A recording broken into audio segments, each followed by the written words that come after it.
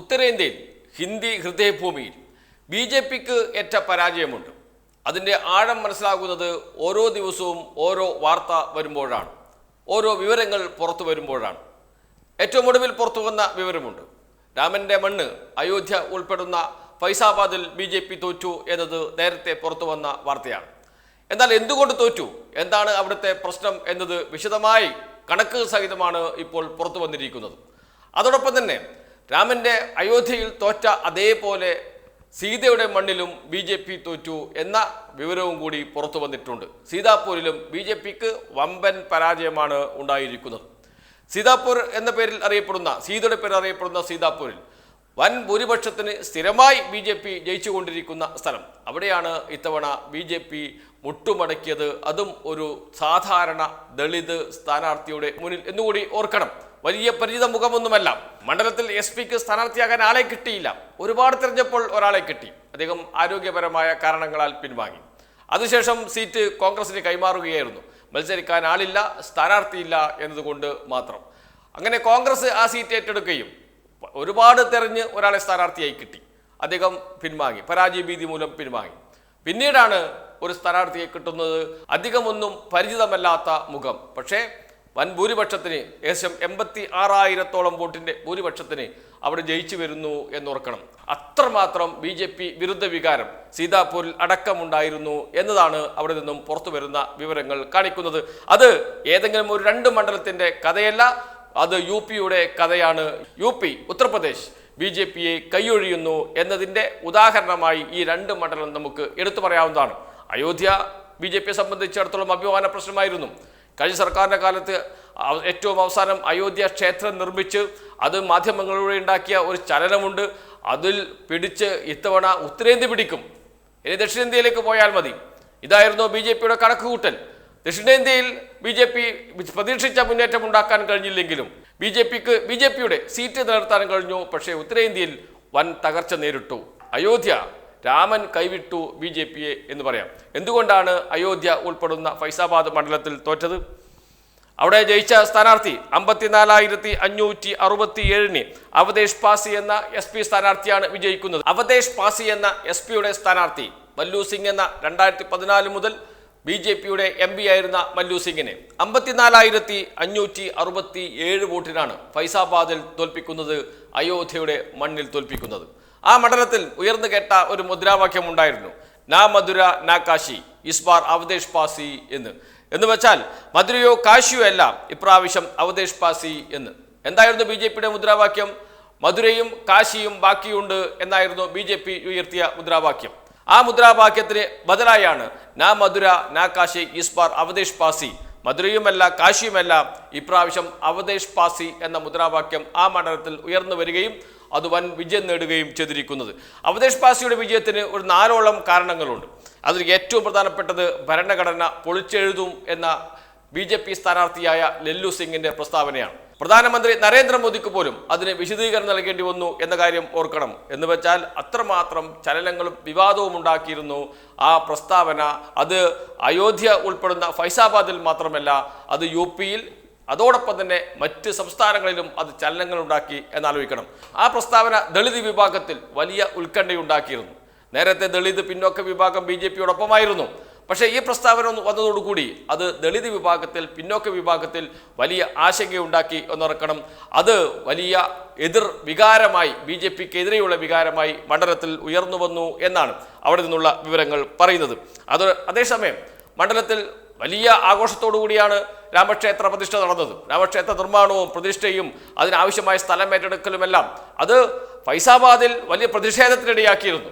പക്ഷെ നമ്മുടെ മാധ്യമങ്ങളൊന്നും എവിടെയും ആ പ്രതിഷേധം റിപ്പോർട്ട് ചെയ്തില്ല. അമ്പലം വരുന്നതിനെ സ്വാഗതം ചെയ്യുകയാണ് ആ പ്രദേശത്തെ ജനങ്ങൾ എന്നായിരുന്നു വാർത്ത മുഴുവൻ വന്നത്. അങ്ങനെ സ്വാഗതം ചെയ്യുന്ന ആളുകളുടെ ബൈറ്റുകൾ എടുത്ത് വാർത്തകൾ എഴുതാനും വാർത്തകൾ നൽകാനും നമ്മുടെ മാധ്യമങ്ങൾ മത്സരിച്ചിരുന്നു. പക്ഷേ അവിടെ 100 വർഷത്തിലേറെ താമസിക്കുന്ന നിരവധി പേരുടെ സ്ഥലം സർക്കാർ നഷ്ടപരിഹാരം പോലും നൽകാതെ ഏറ്റെടുക്കുകയും അവരെ അവിടെ നിന്നും ആട്ടി ഓടിക്കുകയും ചെയ്തു. അത് വലിയ പ്രതിഷേധമുണ്ടാക്കി. ആ പ്രശ്നം ഒരു തെരഞ്ഞെടുപ്പ് പ്രശ്നമായി SP ഉയർത്തിക്കൊണ്ടുവന്നു. അഖിലേഷ് യാദവ് രണ്ട് പൊതുയോഗങ്ങളിൽ പ്രസംഗിച്ചു. ആ രണ്ട് പൊതുയോഗങ്ങളിലും ഈ പ്രശ്നം തന്നെയായിരുന്നു പ്രധാനമായി ഉയർത്തിക്കൊണ്ടു വന്നത്. ഒന്ന്, നഷ്ടപരിഹാരം നൽകാത്തത്. അതോടൊപ്പം തന്നെ വലിയ ആഘോഷത്തോടുകൂടി രാമക്ഷേത്രം പണിതപ്പോൾ ആ രാമക്ഷേത്രം ഹിന്ദു വികാരം ഉണർത്തും എന്നാണ് BJP കരുതിയത്. പക്ഷേ ഒരു ഹിന്ദു വികാരവും ഉണർന്നില്ല. അവരുടെ മുന്നിൽ ജീവിതമായിരുന്നു പ്രശ്നം. അവരുടെ ജീവിത നിലവാരം ഓരോ ദിവസം കഴിയുന്തോറും താഴോട്ട് പോയിക്കൊണ്ടിരിക്കുകയായിരുന്നു. അതുകൊണ്ട് തന്നെ SP ഉയർത്തിയ മുദ്രാവാക്യം അമ്പലമല്ല, നമുക്ക് വേണ്ടത് ഭക്ഷണമാണ് എന്ന് പറഞ്ഞ് വലിയ ക്യാമ്പയിൻ ആ മണ്ഡലത്തിൽ നടത്തുകയും SP സ്ഥാനാർത്ഥി ചെറിയ കുടുംബയോഗങ്ങൾ, BJP വലിയ യോഗങ്ങൾ വിളിച്ചുകൂട്ടി ഒരുപാട് ആളുകളെ പങ്കെടുപ്പിച്ച് വലിയ ആഘോഷമായി യോഗങ്ങൾ നടത്തുമ്പോൾ SP തെരഞ്ഞെടുപ്പ് പ്രചാരണം ഗ്രാമങ്ങളിൽ ഒതുങ്ങി നിന്നുകൊണ്ടായിരുന്നു. ഓരോ ഗ്രാമങ്ങളിലും ചെന്ന് അവിടുത്തെ ജനങ്ങളോട് കാര്യങ്ങൾ പറഞ്ഞു കൊടുക്കുകയായിരുന്നു. അത് വലിയ ചലനമുണ്ടാക്കാൻ കഴിഞ്ഞു മണ്ഡലത്തിൽ എന്നാണ് പറയുന്നത്. അതോടൊപ്പം തന്നെ ഫൈസാബാദ് എന്ന മണ്ഡലത്തിലെ വികസനം, അയോധ്യ വന്നു. അയോധ്യ വലിയ ചർച്ചയായി മാറി. അത് ഇന്ത്യയുടെ പ്രതീകമായി ലോകത്തിന് മുന്നിൽ ഉയർത്തിക്കാട്ടുമെന്നൊക്കെ പറഞ്ഞു. പക്ഷേ ഫൈസാബാദ് എന്ന മണ്ഡലം ഇന്ത്യയിലെ ഏറ്റവും പിന്നോക്ക മണ്ഡലമായി തുടരുകയായിരുന്നു ചെയ്തത് എന്നോർക്കണം. അയോധ്യ ക്ഷേത്രം വന്നതോടുകൂടി അവിടത്തേക്ക് ആളുകൾ പ്രവാഹമൊക്കെ ഉണ്ടായിരുന്നു. പക്ഷെ അതൊന്നും ആ പ്രദേശത്തെ ജനങ്ങൾക്ക് ഒരു ജീവിതം നൽകിയില്ല എന്ന് മാത്രമല്ല, അവർ കൂടുതൽ ദുരിതപൂർണമാകുന്ന അവസ്ഥയായിരുന്നു ഉണ്ടായിരുന്നത്. അതൊക്കെ വലിയ ചലനങ്ങളാണ് ഉണ്ടാക്കിയെടുത്തത്. അതോടൊപ്പം തന്നെ അവധേഷ് പാസി എന്ന സ്ഥാനാർത്ഥി 9 തവണ MLA ആയ വ്യക്തിയാണ്.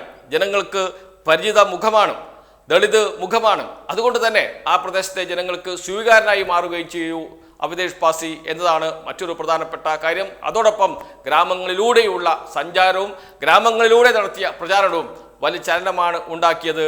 അത് ജനങ്ങൾ അഭിമുഖീകരിക്കുന്ന പ്രശ്നങ്ങൾ ഉയർത്തിയുള്ള പ്രചാരണമായിരുന്നു എന്നതാണ് കാര്യം. അതിൽ ജനങ്ങൾ വിശ്വസിക്കുകയും BJPക്ക് എതിരെ നിൽക്കുകയും ചെയ്തു എന്നാലോചിക്കണം. മറ്റൊരു സമുദായ സമവാക്യമുണ്ട്, അതും തള്ളിക്കളയാൻ കഴിയില്ല. സമുദായ സമവാക്യം എന്ന് പറഞ്ഞാൽ ആ മണ്ഡലത്തിൽ 22% OBC-കാരാണ്. ദളിത് വിഭാഗത്തിൽപ്പെട്ട 21% പേരുണ്ട്. അതോടൊപ്പം തന്നെ മുസ്ലിം വിഭാഗത്തിൽപ്പെട്ട 19% പേര്, താക്കൂർ വിഭാഗം 6%, ബ്രാഹ്മണർ 18%, വൈശ്യർ 10%. ബ്രാഹ്മണ വിഭാഗത്തിൽപ്പെട്ട സ്ഥാനാർത്ഥിയായിരുന്നു BJPയുടെ സ്ഥാനാർത്ഥി. SP സ്ഥാനാർത്ഥി ദളിത് സ്ഥാനാർത്ഥി. ജനറൽ മണ്ഡലമാണ് എന്ന് ഓർക്കണം. ആ ജനറൽ മണ്ഡലത്തിലാണ് SP ഒരു ദളിത് മുഖത്തെ സ്ഥാനാർത്ഥിയാക്കുന്നത്. അപ്പോൾ ദളിത്, മുസ്ലിം, പിന്നോക്ക വിഭാഗങ്ങൾ OBC കൂടി ചേർന്നപ്പോൾ ഏകദേശം 62% വന്നു. അതാണ് SP കരുത്തായി മാറിയത്.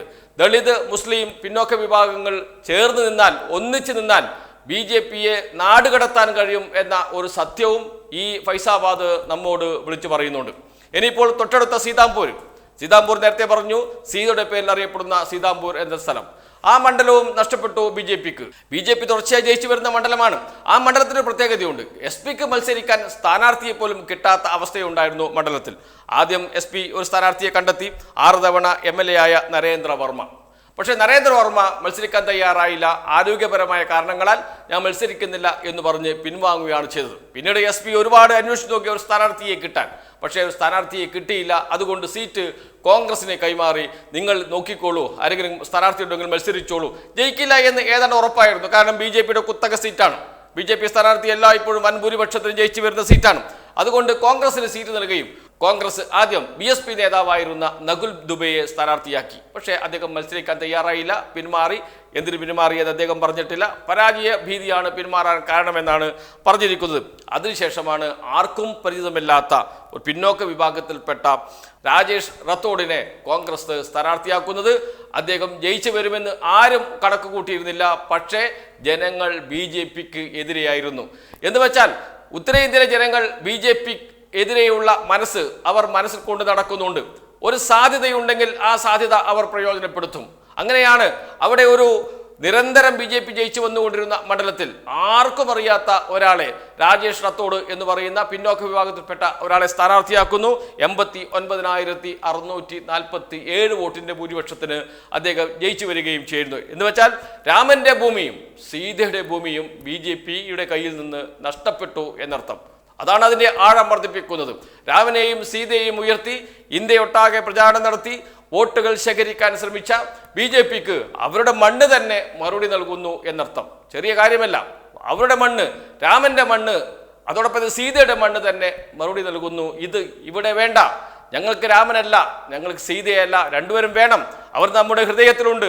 പക്ഷേ ജീവിതം വേണം, ഭക്ഷണം വേണം, ജീവിക്കാൻ കഴിയുന്ന സാമൂഹ്യ സാഹചര്യം ഉണ്ടാക്കണം. അതിൽ പരാജയപ്പെട്ടു. രാമനെയും സീതയെയും മാത്രം മുൻനിർത്തിയാൽ മാത്രം ജീവിതം ഉണ്ടാകില്ല. അത് മതപരമായ വികാരം ഉണർത്തിവിട്ട് വോട്ടാക്കി മാറ്റാനുള്ള ശ്രമത്തിന് എതിരെ എവിടെ ഞങ്ങൾക്ക് ജീവിതം എന്നാണ് ദളിത് പിന്നോക്ക മുസ്ലിം വിഭാഗം ചോദിച്ചത്. അതാണ് BJPക്ക് തിരിച്ചടിയായി മാറുകയും ചെയ്തത്. ഇതിൽ ഒരു പ്രധാനപ്പെട്ട ഒരു വിഷയമുണ്ട്. ദളിത് പിന്നോക്ക മുസ്ലിം സമുദായത്തിൽപ്പെട്ട ആളുകൾ ഒന്നിച്ചു നിന്നാൽ ഇന്ത്യയുടെ മുഖം തന്നെ മാറും. ആ ഒരു ഐക്യം ഉണ്ടാക്കിയെടുക്കുക എന്നതാണ് ഇന്ത്യ മുന്നോട്ട് പോകണം എന്ന് ആഗ്രഹിക്കുന്ന രാഷ്ട്രീയ പ്രസ്ഥാനങ്ങൾ ചെയ്യേണ്ടത്. അത് വളരെ നന്നായി SP ചെയ്തിട്ടുണ്ട്. അത് ഇനിയും കൂടുതൽ മുന്നോട്ട് പോകേണ്ടതുണ്ട്. ആ മുന്നോട്ട് പോക്കിൽ സ്വാഭാവികമായും BJP ഇന്ത്യയിൽ നിന്ന് തന്നെ തുടച്ചു നീക്കപ്പെടും എന്ന കാര്യത്തിൽ സംശയമേയില്ല. അതിലേക്കാണ് കാര്യങ്ങൾ നീങ്ങുന്നത്. പക്ഷേ നമ്മുടെ രാഷ്ട്രീയ പാർട്ടികൾക്ക് കൃത്യമായ ഒരു ലക്ഷ്യമുണ്ടായിരിക്കണം, ഒരു വിഷൻ ഉണ്ടായിരിക്കണം.